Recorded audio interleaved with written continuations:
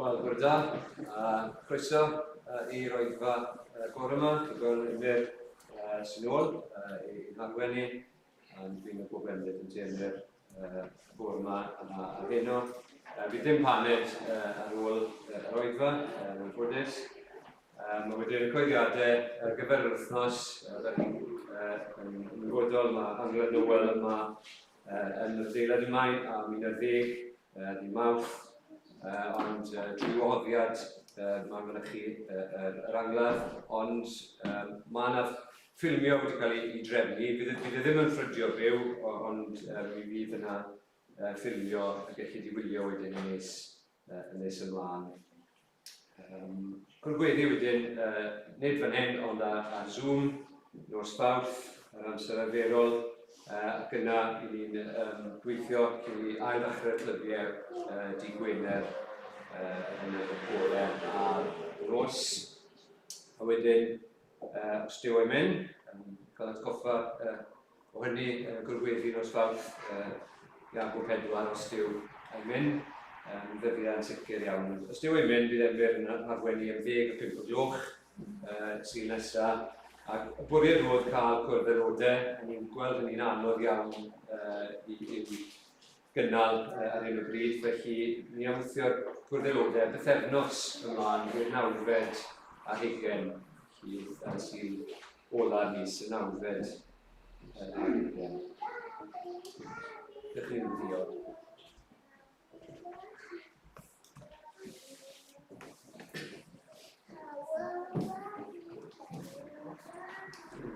Plygu dy flaen di nawr o ddiwyntad. Yn ddiolch i ti, dy fod ti yn sicr, yn ddew sydd yr un o hyd. Yn dyddiau lle mae gymaint o bethau'n ansicr. Mae'r dyfodol felly gallu yn hofni bob math o bryderon. Ni'n diolch i ti, dy fod ti yn graig, yn gadarn sydd ddim yn symud, a bod ni'n gallu pwyso arna ti. Helpa ni i wneud hynny am bob peth, i pwyso arna ti am fyddeiant, i pwyso arna ti am sancteiddrwydd, am nerth o ddydd i ddydd, i fyw i dy ddilyn di, a dy blesio di. Ni'n diolch i ti am y cyfarfod yma nawr. Ni'n diolch i ti bod ni yn gallu cyfarfod gyda'n gilydd fel hyn, bod gyda ni ryddid i wneud. Diolch i ti bod gyda ni dy air di, dy air sicr di, yn y meddiad ni nawr. A helpa ni i ddarllen dy air di, yn dy gymryd di o ddifri, a dy ofni di, a gwrando i fyddhau i dy eiriau di, lle nhw'n cael i darllen. Wyt ti helpu ni nawr i dy addoli di, wrth ni ganu, wrth ni'n canu gyda llywonydd, canu yn ystyrlon, yn feddwl am beth ni'n canu. Helpa ni i weddio gyda'n gilydd. Helpa Emyr yn arbennig nawr, wrth esbonio'r gair i ni, i bydde ti trwy'r ysbryd, yn argyhoeddi ni ac yn cymwyso'r gair yma. I'n calonau ni, i'n cywyllus ni, fel y bod yn tyfu dy garu di yn fwy, a mwy o syched am dy nabod di, treulio mwy o oriau yn dy gwmni di. Bydd gyda ni nawr, erbyn ni, yn ei Iesu Grist. Amen. Amen, diolch Dewi. Wel, bore da, a blwyddyn newydd dda i'r rheini ohonoch chi sydd wedi gweld eto eleni. Mae'n da i fod nôl efo'n gilydd yn dydy fel hyn. Mae gennych chi ni barhau i addoli trwy ganu gyda'n gilydd. Ni'n mynd i ganu rhif 293 yn y llyfr ymynedd. 293. Daeth ffrydiau melys iawn yn llawn fel llu. O ffrwyth yr arfaith fawr yn awr i ni. Hen iachawdwriaeth glir aeth dros y cryndir cras. Bendithion amod hedd o ryfedd ras. Ond yn ei sefyll i ganu, dyn gilydd.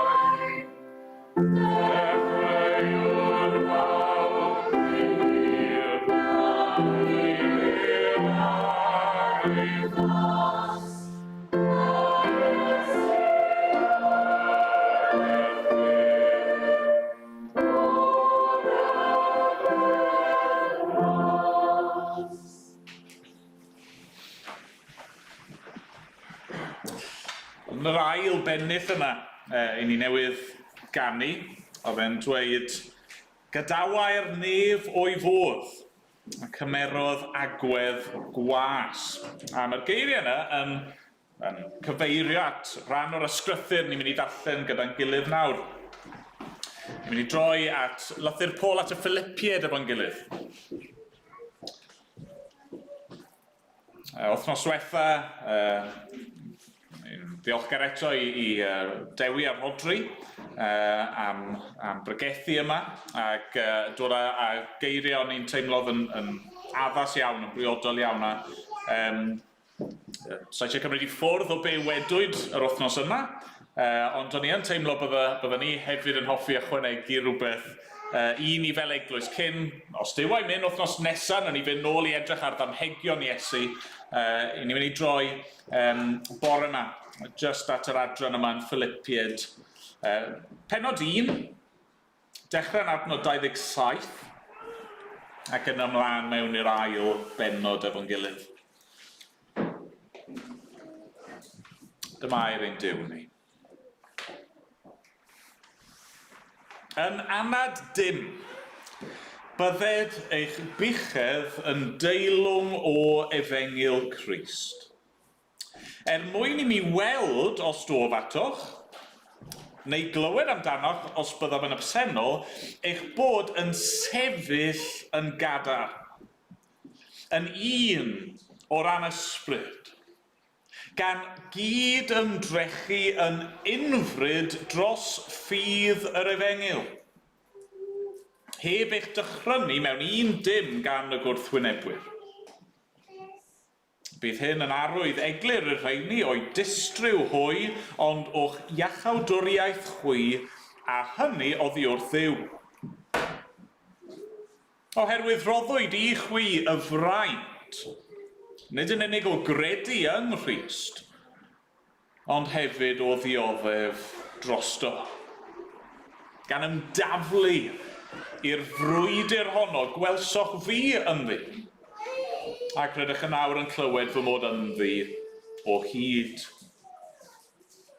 Felly, os oes gennych yng Nghrist unrhyw symboliad, unrhyw apel o di-cariad, unrhyw gymdeithas trwy'r ysbryd, os oes unrhyw gynhesrwydd a thosturi, cyflawnwch fy llawenydd trwy fod o'r un meddwl, a'r un cariad gennych at eich gilydd, yn unfryd ac yn unfar. Peidiwch â gwneud dim o gymhellion hunanol nac o ymffrost gwar.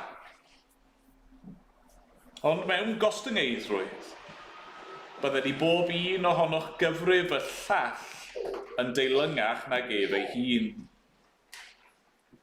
Byddai'r gofal gan bob un ohonoch nid am eich buddiannau eich hunain yn unig, ond am fuddiannau pobl eraill hefyd. Amlygwch yn eich plith eich hunain yr agwedd meddwl honno sydd yn wir yn eiddo i chwi yng Nghrist Iesu. Ei fod ef ar ffurf Duw, ni chyfrifodd fod cydraddoldeb a Duw yn beth i'w gipio, ond fe'i gwacaodd ei hun, gan gymryd ffurf ceithwas, a dyfod ar wydd ddynol. O'i gael ar ddull dyn, fe'i darostyngodd ei hun, gan fod yn ifydd, hyd angau, angau ar groes.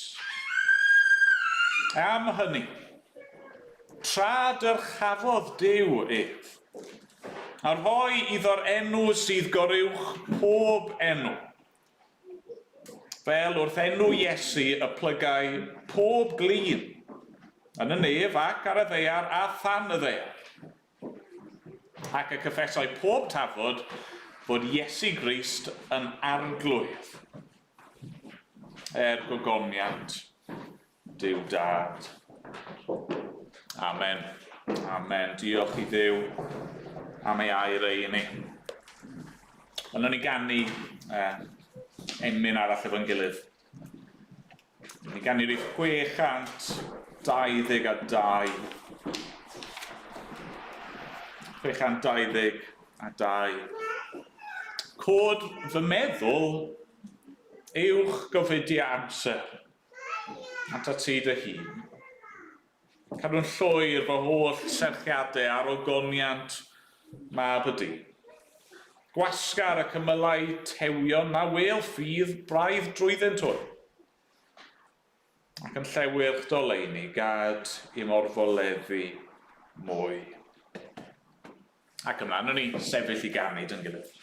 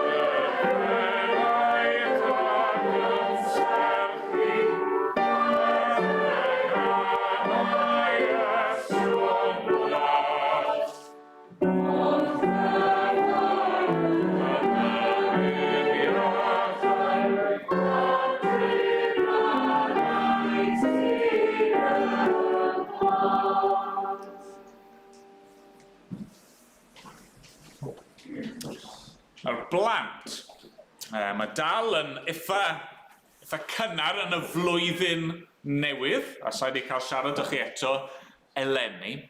Nawr, ar ddechrau blwyddyn, mae lot o bobl yn neud be maen nhw'n galw'n adduned. Adduned. Os rhywun yn gwybod beth yw adduned? Beth wedodd? Gwedo?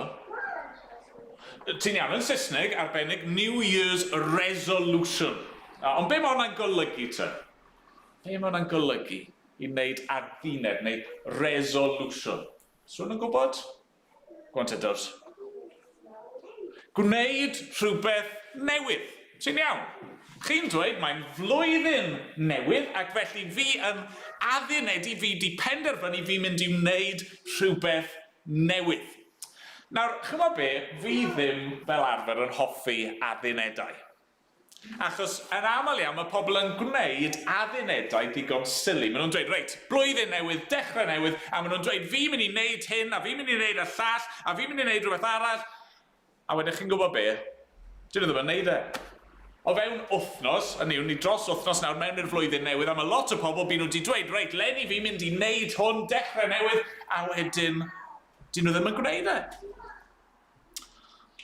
O chymod be, weithiau, bod fi ddim yn hoffi gwneud adduned, weithiau mae yn dda i feddwl beth byddech chi'n hoffi gwneud.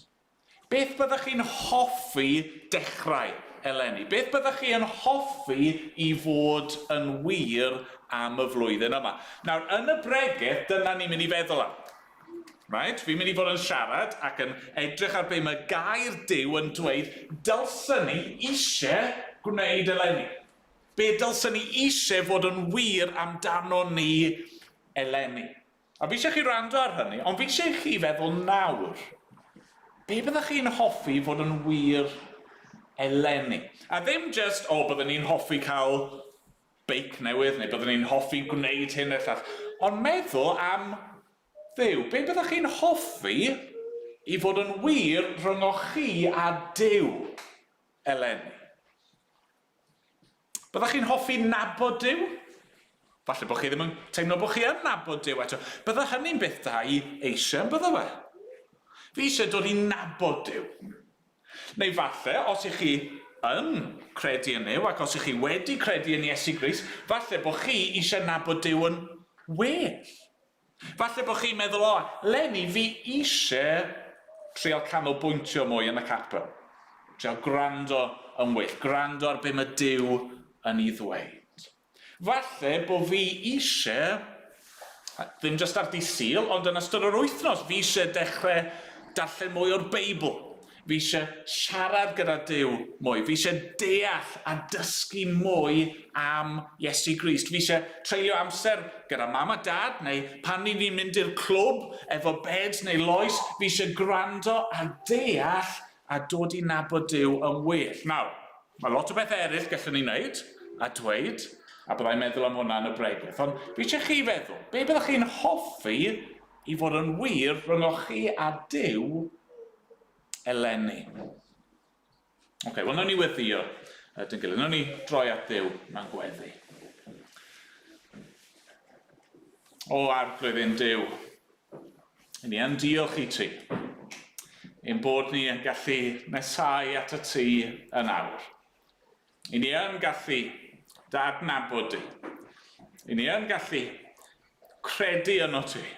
Ni yn gallu cael ein cymodi gyda thi trwy Iesu Grist. Ni yn gallu derbyn maddeuant pechodau.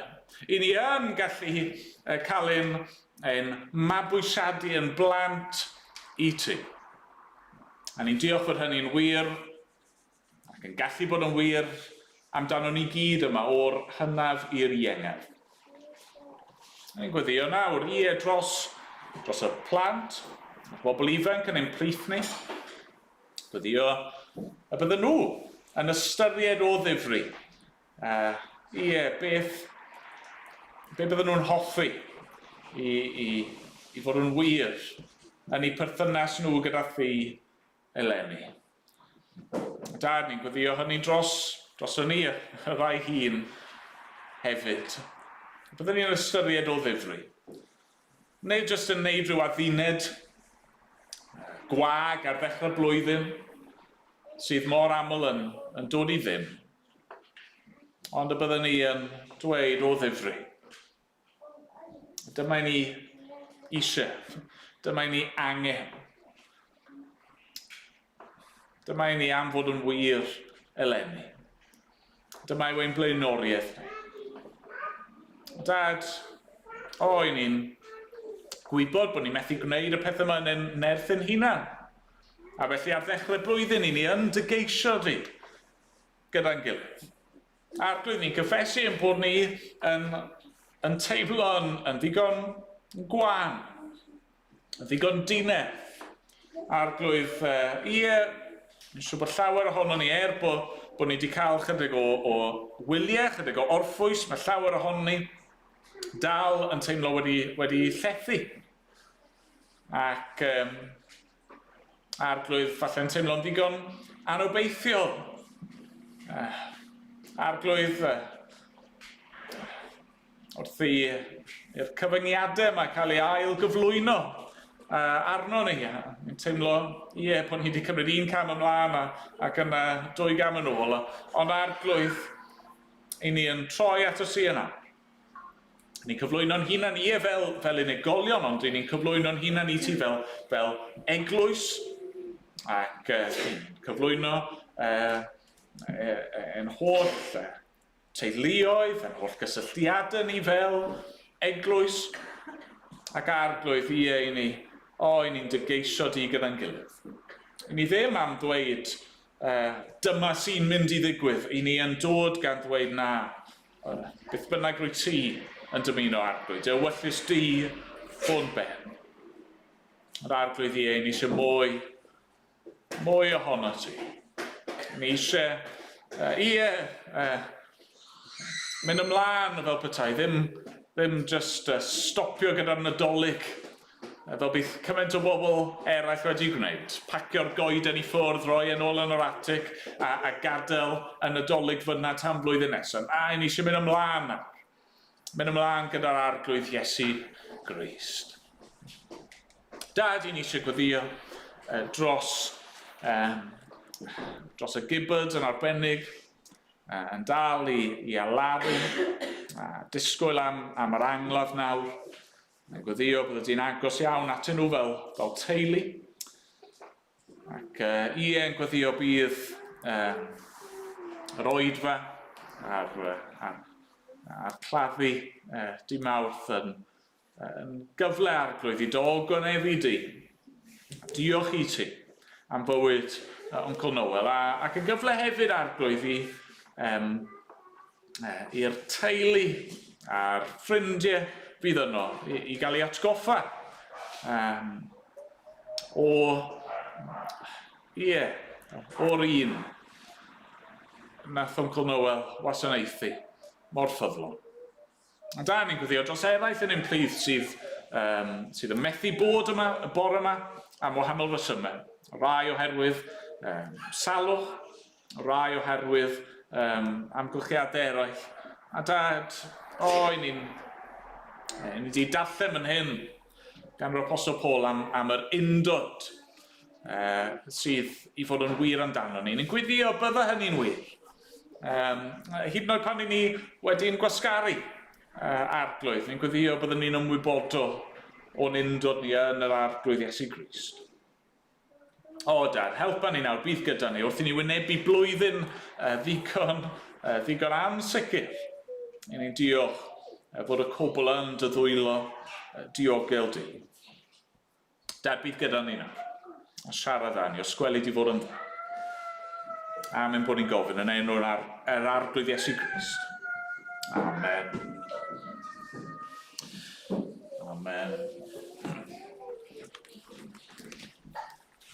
Ganwn ni. Eto, ni'n mynd i ganio'r atodiad rhif 19. 19 fod it ogoniant cyflawn gyda'r dad cyn bod y byd. Oedd yn heiddi uwch dychymyg mawl angylion neb i gyd.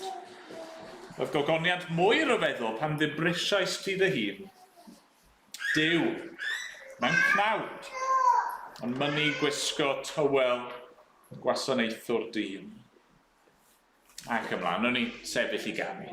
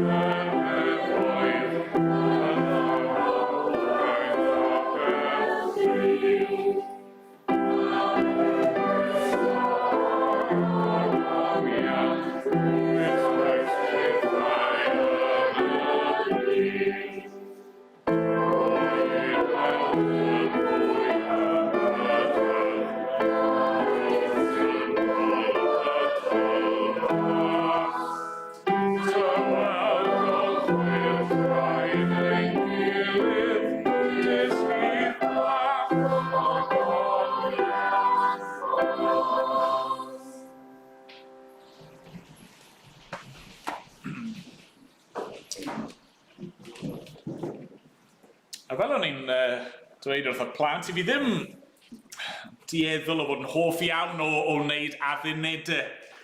Ac sa'n gwybod os yw hwnna achos, falle pan ni'n iau, bod fi ddim yn cofio hyn, falle bod fi wedi gwneud, neu trio gwneud rhyw addunedau, ddim wedi glynu wrthyn nhw a wedi cael yn siomi. Falle bod chi'n dwlu gwneud adduned. Bob blwyddyn chi'n gwneud rhyw benderfyniad a chi'n glynu wrtho fe. Gret os felly. Mi siŵr mae profiad llawer yw bod nhw'n dweud bod nhw'n mynd I wneud rhywbeth ac yna yn methu. Maen nhw'n cael eu siomi ac yna yn aml iawn yn swingio i'r pegwn arall. Nawr bod fi ddim yn hoffi gwneud adduned, mae yn wir I ddweud fod dechrau blwyddyn yn gyfle da. Cyfle I gymryd stoc o'n sefyllfa, a chyfle hefyd I ddweud beth bydden ni'n hoffi I fod yn wir. Nid dweud dyma fi'n mynd I wneud, ond beth bydden ni'n dymuno.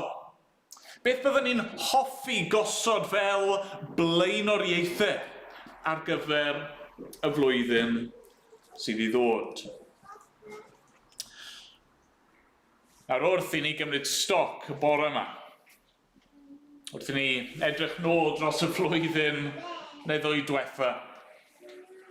Yn credu bod yn deg i ddweud bod pethau wedi bod yn anodd. Fel eglwys. Ni wedi cael yn rwystro yn dyn ni mewn cymaint o ffyrdd gwahanol rhag gwneud y pethau hynny o'n i'n dymuno gwneud, yn mwynhau ei gwneud, pethau o'n i ar un adeg yn cymryd yn ganiataol. Ac yn ysbrydol, yr argraff fi'n ei gael yw bod hynny yn dangos yn ein bywydau ni. Llawer o bobl yn teimlo fel petai nhw just yn stryglo i oroesi, just i cadw i fynd fel petai. O safbwynt ein perthynas ni gyda'n gilydd fel eglwys, mae wedi bod yn ddarlun cymysg yn do. Oedd rai yn y cyfnod pan o'n i dim ond yn cyfarfod dros Zoom, oedd rai yn teimlo bod hynny wedi bod yn help mewn rai ffyrdd, bod cael eich gorfodi mewn i breakout rooms gyda gwahanol bobl o wythnos i wythnos yn golygu bod chi'n siarad efo pobl o'ch chi ddim wedi treulio lot o amser yn siarad gyda nhw o'r blaen. Ond wrth gwrs, am wahanol resymau, doedd hynny ddim yn wir am bawb. Y reality yw, dros y flwyddyn a hanner diwetha, mae perthnasau yn ein plith ni wedi dioddef oherwydd hynny. O ran ein ymdrechion ni fel eglwys i estyn allan, mae wedi bod yn anodd tu hwnt, yn do? Mae yna gyfleuon da wedi bod, wedi gweld ffrwyth hynny, rai o'r cyfarfodydd ar-lein ac ambell i gyfarfod efallai yn y misoedd diwetha, ond yn gyffredinol, chi'n teimlo bod ni heb bod yn arbennig o effeithiol. Nawr, nid fy mwriad i wrth gosod y pethau allan fel hyn yw un llethu ni. Na'r peth olaf eisiau bod ni'n digaloni ac yn anobeithio ac yn dechrau chwipio'n hunan fel eglwys. Os yw unrhyw gysur o gwbl, fi'n cael yr argraff bod ein profiad ni yn ddigon tebyg i'r mwyafrif o eglwysi. Yr gweinidogion hynny, yr arweinwyr hynny, yr eglwysi hynny fydd i siarad â nhw, yr un math o brofiadau maen nhw wedi cael hefyd. Fi ddim eisiau'n llethu ni, ond mae'n bwysig bod ni yn onest gyda'n hunan. Felly, o ystyried hynny, a mae'n llawer mwy gallwn ni ddweud, fi'n siŵr, ond o ystyried hynny, beth ddylsa ein blaenoriaethau ni fod? Sa'n awgrymu addunedau, rhyw quick fixes, o reit, dyma ni'n mynd i wneud, bob wythnos, A, B, C. Na. Ond beth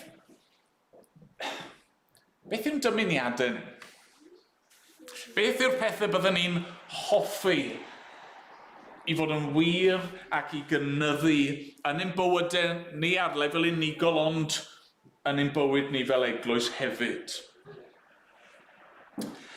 Ond mae llawer o lefydd gallwn ni di troi, ond ni yn teimlo mae lle da i ddechrau byddai'r geiriau yma yn llythyr Paul at y Philipiaid. Ac y reswm i fi troi at yr adran yma, wel, mae yna ddwy reswm mewn gwirionedd. Reswm cyntaf yw oherwydd y geiriau sydd yn ei adnod 27. Mae Paul, wrth ysgrifennu at y Philipiaid yma, mae'n ei caru cymaint, mae'n dweud wrthyn nhw, yn anad dim. A falle bod y geiriau yna ddim yn rhai cyfarwydd neu'r ymadrodd yna, falle bod chi ddim cweith yn deall beth mae'n golygu, ond be mae'n golygu yn sylfaenol yw, beth bynnag arall sy'n wir, beth bynnag arall sy'n digwydd, sdim ots yn bopeth arall yn gwnewch chi hyn i fod yn wir. Ac yn yr ail reswm, ni wedi troi at yr adran yma yw, achos bod fi ddim cweit yn barod i adlan nadolig tu cefn i ni. A'r cysylltiad yna wrth gwrs yn yr ail bennod efo'r ymgnawdoliad. A'r hyn mae'r arglwydd Iesu wedi wneud dros hynny, a'r hyn ni wedi bod yn dathlu dros y mis diwetha.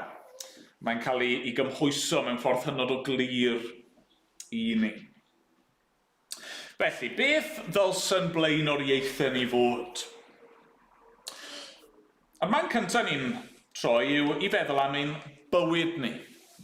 Blaenoriaethau ni am ein bywyd ni. Adnod 27, yn anad dim, bydded eich buchedd yn deilwng o Efengyl Crist. Bydded eich buchedd yn deilwng o Efengyl Crist. Eto, falle bod y gair yna buchedd ddim yn un defnyddio'n aml. Be mae Paul yn golygu yw hyn. Beth bynnag arall sy'n digwydd, beth bynnag arall sy'n wir, mae angen i chi fel Cristnogion i fyw fel Cristnogion. Mae mor syml â hynny mewn ffordd. Mae angen eich buchedd chi, eich ffordd o fyw chi, eich ymddygiad chi, y cwbl sy'n wir amdano chi i fod yn deilwng o'r Efengyl. I ddangos beth sy'n wir amdano chi, i ddangos pwy ydych chi yn yr arglwydd Iesu Grist. Nawr, pan mae Paul yn dweud fan hyn bod angen iddyn nhw fyw yn deilwng, dyw hynny ddim yn golygu, mae rhaid i chi rhywsut ennill neu heiddi, neu cadw eich iachawdwriaeth chi rhywsut. Na. Na, be mae'n golygu, mae angen eich bywyd chi i adlewyrchu'r hyn sydd wedi digwydd i chi. Mae angen eich ffordd chi o fyw i lifo allan o'r Efengyl chi wedi i chredu. Os mae rhywun yn dweud bod nhw'n cefnogi tîm pêl-drod, chi'n disgwyl gweld tystiolaeth o hynny yn eu bywydau nhw. Chi'n disgwyl i gweld nhw, neu clywed amdano nhw, yn mynd i wylio gemau. Chi'n disgwyl bydden nhw'n gallu adnabod y chwaraewyr gwahanol. Chi'n disgwyl i gweld nhw'n gwisgo lliwiau i tîm nhw, neu rhyw ran o'r kit, neu het efo bathodyn y tîm arni. Heb hynny, chi ddim yn teimlo bod nhw'n fans go iawn. Mae'n y le i chi gwestiynu, dyn nhw ddim fel petai nhw'n byw yn deilwng o'r hyn maen nhw'n dweud sydd yn wir amdanyn nhw. Dyw'r Efengyl ddim jyst yn syniad i'w gredu. Dyw'r Efengyl ddim jyst yn ffeithiau i ni fod i gytuno â nhw. Na, mae'r Efengyl fan hyn, meddai Paul, yn fywyd i'w fyw. Yn anad dim, bydded eich buchedd yn deilwng o Efengyl Crist. Chi'n dweud eich bod chi yn bobl Crist. Chi'n dweud eich bod chi wedi rhoi eich bywyd chi iddo fe. Chi'n dweud eich bod chi wedi ymddiried ynddo fe yn unig am faddeuant, pechodau a bywyd tragwyddol. Chi'n dweud eich bod chi wedi cael eich prynu o'ch hen ffordd o fyw. Chi'n dweud mai fe yw eich trysor chi. Chi'n dweud mai fe yw eich Duw chi. Ond mae'n chi fyw fel hynny.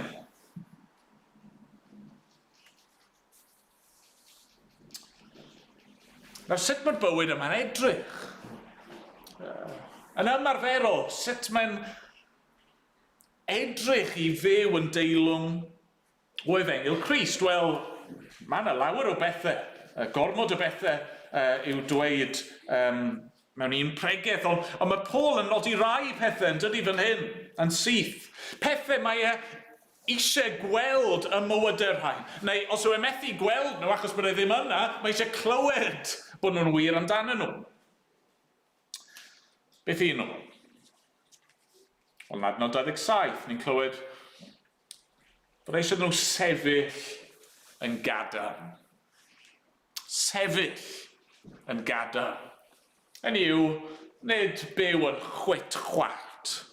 Nid newid i ffordd o fyw nhw yn dibynnu ar ei amgylchiadau nhw.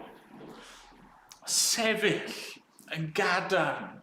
Ie, gosod i fflag nhw fel petai a dweud dyma dyma lle I fi mynd I sefyll dros yr arglwydd. Mae eisiau iddyn nhw fod yn un o ran ysbryd. Hynny yw, bod nhw fel pobl, fel eglwys yn unedig. Bod nhw nid jyst yn sefyll yn gadarn ar eu pen eu hun, mor bwysig yw hynny, ond bod nhw'n sefyll yn gadarn gyda'i gilydd. Bod nhw ddim yn gadael I bethau bach, dibwys yw rhannu nhw. Bod nhw ddim yn caniatáu i'r pethau hynny I ddod rhyngddyn nhw, ond bod nhw'n un. Paul eisiau nhw I gyd ymdrechu'n unfryd dros ffydd yr Efengyl. Neu jyst sefyll ar lefel personol, neu jyst bod yn unedig gyda'i gilydd, ond bod nhw'n estyn allan.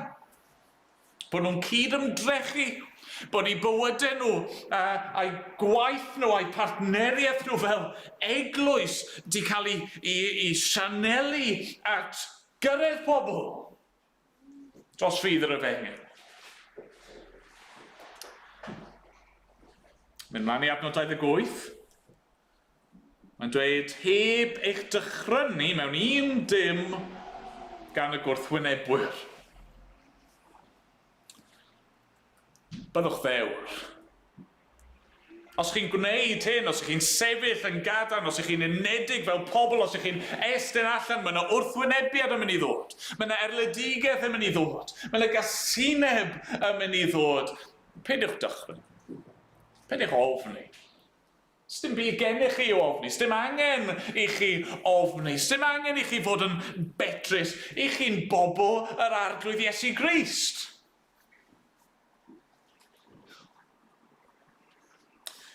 Ac yna wrth I ni fynd ymlaen i'r ail benod. Mae'r undod yma unwaith eto yn dod i'r amlwg. Mae'n drawiadol neu gyfer. Dyma.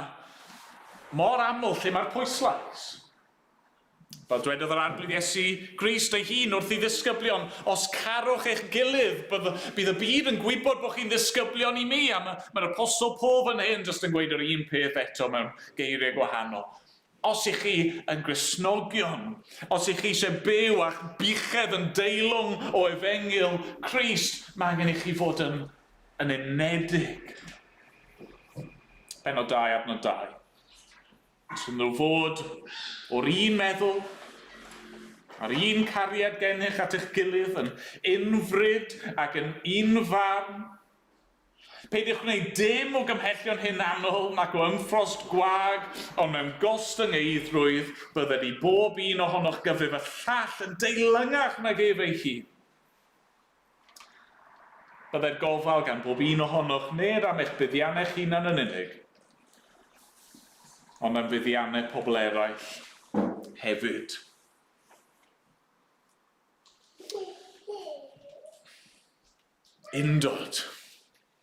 Undod pobl ddew, wrth sefyll, wrth gydweithio, wrth gyd-ymdrechu, wrth wynebu bygythiadau ac ymosodiadau, wrth ddioddef gyda'i gilydd. Be mae pobl ddew I fod I wneud?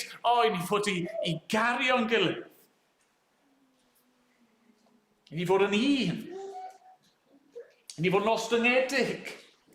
I ni fod I roi o'n hunan un gilydd.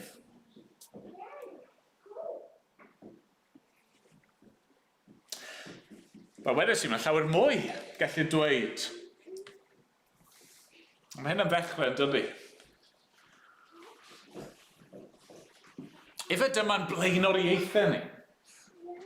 Pe bai rhywun yn gofyn I chi, be chi eisiau fod yn wir amdano chi eleni? Be chi eisiau fod yn wir amdano ni eleni? Faint ohonyn ni bydde di troi at y pethau hyn? Eisiau sefyll yn gadarn. Fi eisiau caru aelodau'r eglwys yn well. Fi eisiau ymroi i'r frwydr yma wrth estyn allan gyda'r efengil i bobl o'n cwmpas ni. Fi eisiau bod yn ddewr. Fi eisiau rhoi mwy a mwy a mwy i'r rheini sydd o'n cwmpas i.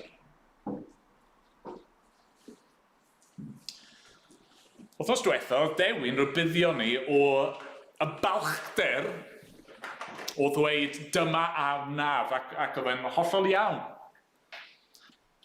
Mae yna ffordd anghywir o ddweud dyma a naf.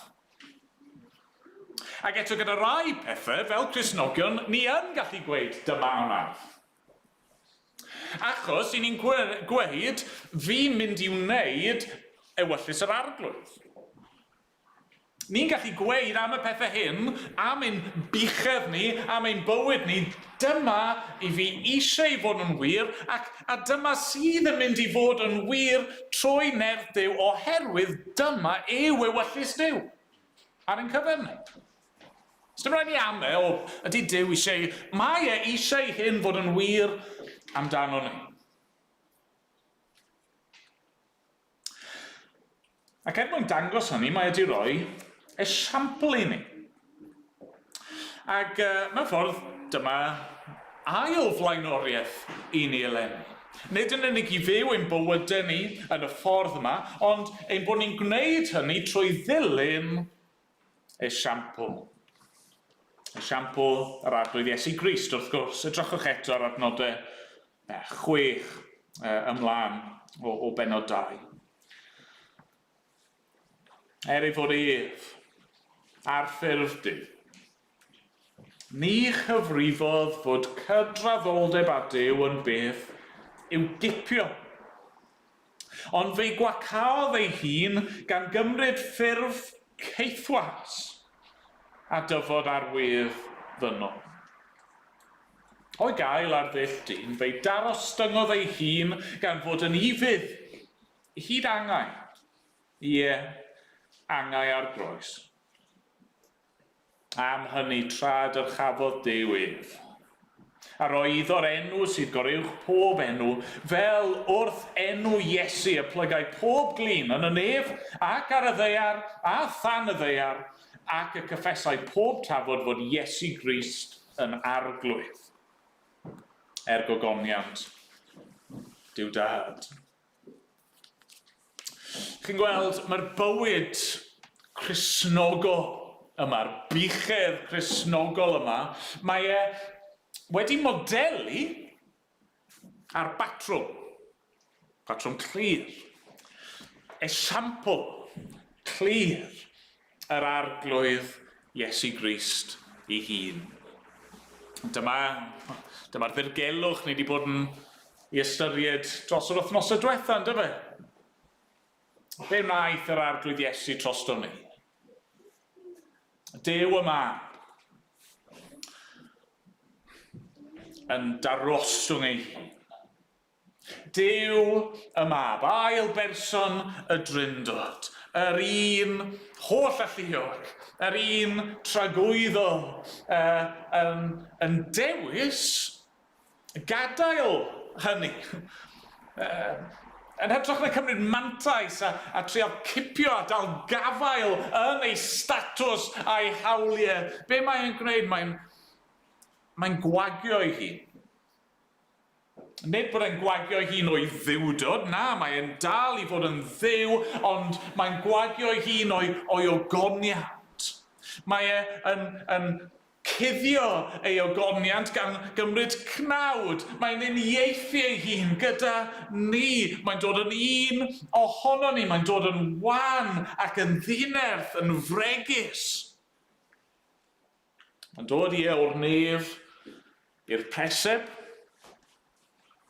Yna o'r preseb i fywyd o efuddod a gwasanaeth. Ac yna'n mynd i'r groes. Nawr wrth gwrs, oedd y Philipiaid yn deall, a mae eisiau ni ddeall, fod bywyd a marwholaeth ac atgyfodiad yr arglwydd Iesu Grist mewn un ystyr yn unigryw. Mae'n gwneud y pethau yma mwyn ein hachub ni. Mae'n ei gwneud nhw, nid achos bod rhaid iddo fe wneud nhw i'w hunan, mae'n ei gwneud nhw i gyd ein mwyn ni. A felly dyw e ddim just yn esiampl i'w ddilyn, na, mae wedi cyflawni'r pethau yma ar ein rhan ni, am ein bod ni wedi methu gwneud y pethau yma. Mae wedi cyflawni'r pethau yma yn ein lle ni.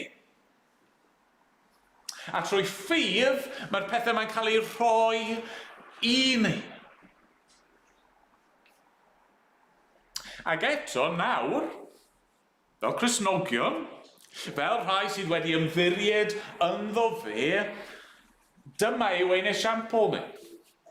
Dyma nawr y patrwm rydyn ni fod i'w ddilyn. Dyma'r math o fywyd sydd fod yn wir amdano ni, y bywyd nath Crist ei ddew ein mwyn ni. Ond y pwynt yw, falle byddwn ni'n ansicr. Sut mae'n edrych? Mae Paul yn dweud bod ni fod i sefyll yn gadar. Mae Paul yn dweud bod ni fod yn unedig fel pobl yr arglwydd. Mae Paul yn dweud bod ni fod yn ostyngedig ac yn hunan aberthol a fod i ymdrechu a brwydro dros yr efengyl. Mae Paul yn dweud bod eisiau ni fod yn ddewr yng ngwyneb gwrthwynebiad a rhoi eraill yn gyntaf. Ond sut mae hynny'n edrych? Wel, os chi eisiau gwybod sut mae'n edrych, mae Paul yn dweud edrychwch at yr arglwydd Iesu Grist. Ie, mae eisiau ni geisio mwy ohono fe. Mae eisiau ni ddweud, dyma i fi moyn. I fi eisiau bod yn debycach iddo fe. I fi eisiau, trwy nerth Duw, trwy gwaith yr ysbryd glân yno fi, i gael fy nhraws newid eleni. I fi eisiau yn dymuno erbyn diwedd 2022 bod fy mywyd i yn debycach i'r esiampl yma.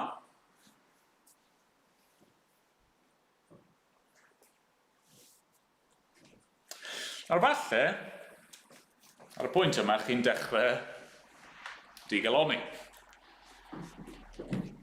Ni eisiau'r pethau yma, ni eisiau bywyd sydd yn deilwng o efengyl Crist, ni eisiau dilyn ei esiampl ond falle bod chi'n meddwl, wel, sut mae hynny'n bosib?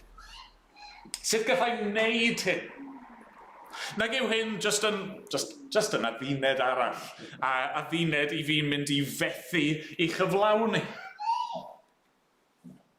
Wel na, mae yna rhywbeth gwahanol dyn ni fan hyn. Mae hyn yn rhywbeth ni'n gallu i wneud. Ond mwyn i ni wneud mae'n rhaid i ni gael y trydydd peth i fi eisiau siarad amdano bore yma, sef y meddwl cywir. Eisiau ni gael blaenoriaeth bywyd, teilwng.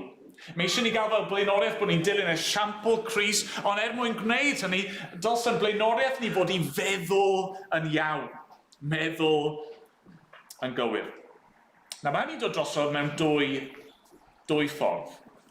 Gyntaf i gyd, mae eisiau ni feddwl yn gywir o ran ein hagwedd ni. Drychwch ar pennod 1 adnod 29. Paul yn dweud, roddwyd i chwi y fraint, nid yn unig o gredu yng Nghrist, ond hefyd o ddioddef drosto. Be mae Paul yn dweud fyna yw, mae eisiau chi feddwl yn gywir am beth i chi'n ei wneud. Mae eisiau chi feddwl yn gywir am pam i chi'n gwneud y pethau yma. Fi ddim yn annog chi i fyw mewn ffordd penodol. Fi ddim yn annog chi i ddilyn esiampl Crist mwyn achub eich hunan. Na, chi wedi credu yn Crist. Chi wedi cael eich achub trwy ei fywyd Na, beth sydd gennych chi nawr yw'r fraint o'i ddilyn Mae eisiau ni feddwl, mae eisiau ni fod ar agwedd cywir am beth sy'n cael ei ofyn gennym ni. Dyw'r arglwydd ddim yn dweud wrthyn ni, dyma chi'n gorfod gwneud. Mae'n dweud wrthyn ni, dyma chi'n cael gwneud. Dyma chi'n gallu i wneud. Dyma'r pethau mae gennych chi'r fraint o'i gwneud. Chweld, yn aml iawn mae'n addunedau ni ar ddechrau'r blwyddyn yn bethau ni ddim rili eisiau gwneud. Bethau ni'n teimlo dylsyn ni gwneud. Dylsyn ni fynd i'r gym. Dylsyn ni beidio bita rai pethau. Dylsyn ni wneud hyn a'r llall a'r arall. Dylsyn ni. Ond nid yna'r agwedd fan hyn. Hynny, mae'n wir i ddweud dyma dylsyn ni'n wneud, ond mae'n fwy na hynny, achos dyma i ni eisiau gwneud. Dyma yw ein braint ni, ein anrhydedd ni, yw fod Duw wedi'n galw ni i fywyd newydd. Ac eto yn ei hunan, dyw hynny ddim yn ddigon. Dyw jyst bod ar meddwl neu'r agwedd cywir ddim yn ddigon chwaith. Na, mae angen mwy. Mae angen i ni sylweddoli bod gennym ni meddwl newydd yng Nghrist. Drychwch ar beth sy'n cael ei ddweud yn pennod 2 adnod 5. Paul yn dweud, amlygwch yn eich plith eich hunain yr agwedd meddwl honno sydd yn wir yn eiddo i chwi yng Nghrist Iesu. A dyna'r allwedd. Dyna siwrd i ni'n gallu byw y bywyd yma. Dyma siwrd i ni'n gallu dilyn esiampl Crist. Dyma siwrd i ni'n gallu ystyried dioddef a hunanaberth a'r holl beth eraill hynny yn fraint ac yn rhydedd, achos bod yna rhywbeth wedi newid. I ni wedi derbyn Crist. I ni trwy ffydd yn un a fe. I ni yng Nghrist. A felly nawr, yng Nghrist, i ni wedi derbyn nid yn unig ei fywyd nid yn unig ei gyfiawnder nid yn unig ei heiddiant a'r breintiau, a'r bendithion yna, mae fe'n tywellt arni, ond i ni wedi derbyn ei feddwl Yng Nghrist, trwy nerth yr ysbryd glân, mae Duw y Tad yn newid y ffordd i ni'n meddwl.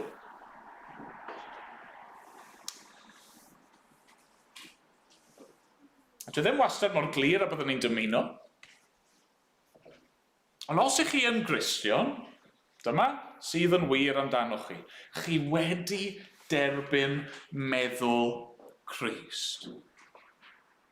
Chi weld, yn llygad y byd, mae'r pethau yma jyst yn ffolineb. Yn llygad y byd, mae'r syniad yma o sefyll yn gadarn a uno gyda pobl eraill a tystio a brwydro dros dyn gafodd ei groes hoelio. Mae'n wirion bost. Ond i ni'n gwybod yn wahanol. I ni fel Cristnogion wedi derbyn meddwl Crist. Mae yna newid sylfaenol wedi digwydd yno ni. Dyn ni ddim yn gweld y byd fel mae'r byd yn ei weld e. Dyn ni ddim yn gweld bywyd fel mae'r byd yn ei weld e. I ni'n gweld y pethau yma nawr trwy llygad yr arglwydd Iesu Grist. A dyna sy'n gwneud y gwahaniaeth. I ni ddim yn gwneud y pethau yma, ddim yn addunedi yn ein nerth yn hunan. I ni'n dweud na, i fi eisiau'r pethau yma, i fi dymuno'r pethau yma, fi'n mynd i wneud y pethau yma. Fi'n mynd i ddilyn esiampl ar arglwydd Iesu Grist, a hynny nid yn fy nerth fy hun, ond yn y nerth mae un i roi. Ac gogoniant iddo fe yn unig. Wel, boed i hynny fod yn flaenoriaeth i ni gyd eleni. Mwyn ei enwau. Amen.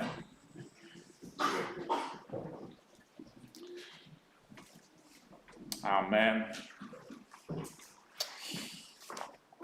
Wel, i orffen ein oedfa ni bore yma, yn dweud bod fi ddim yn barod i adael y Nadolig eto, a fi ddim chwaith yn barod i adael y carolau. A felly, ni'n mynd i ganu rhif 4 yn y llyfryn carolau. Am Bethlehem bydd cofio, os oesoedd rhif y gryth, Can synno ganwyd twysog a lywodraethau byth. Daeth arglwydd y gogoniant y methlem i ni'n frawd. Ar hwn a wnaeth y bydoedd a aned yno yn dlawd. Ac yna'r trydydd bennill dweud hyn. Y methlem fe'i ganwyd pan ddaeth mewn agwedd gwas. A'r galfari fe'i hoeliwyd dan felltith pechod cas. Esgynnodd o Fethania ymhlith angylaidd li. Mae nawr mewn urddas breiniol yn eiriol drosom ni. O gyda ni sefyll i ganu dyn gilydd.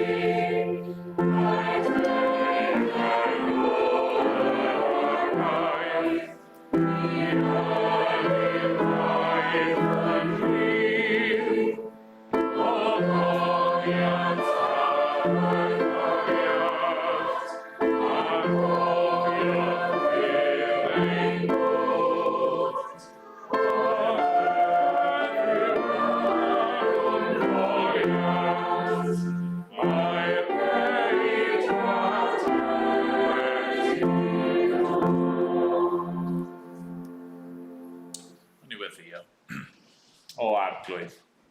I ni'n gofyn nawr arno ti i fod gyda ni, i barhau i siarad â ni, i bwyso y pethau yma ar ein calonau ni arglwydd. Ni'n gwybod na dyma yw dy wyllus di ar gyfer dy bobl, ac ni'n gwybod hefyd ein bod ni yn methu a gwneud y pethau yma heb dy waith di yno ni, arglwydd ni. Diolch dy bod ti wedi rhoi yr arglwydd Iesu Grist trosto ni.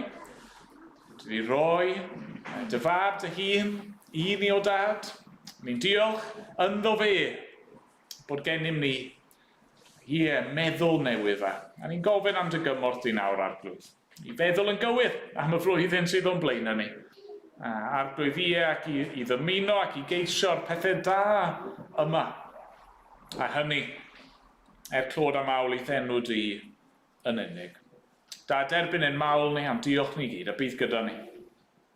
Amen bod ni'n gofyn yn enw ac yn heiddiant yr arglwydd Iesu Grist. Amen.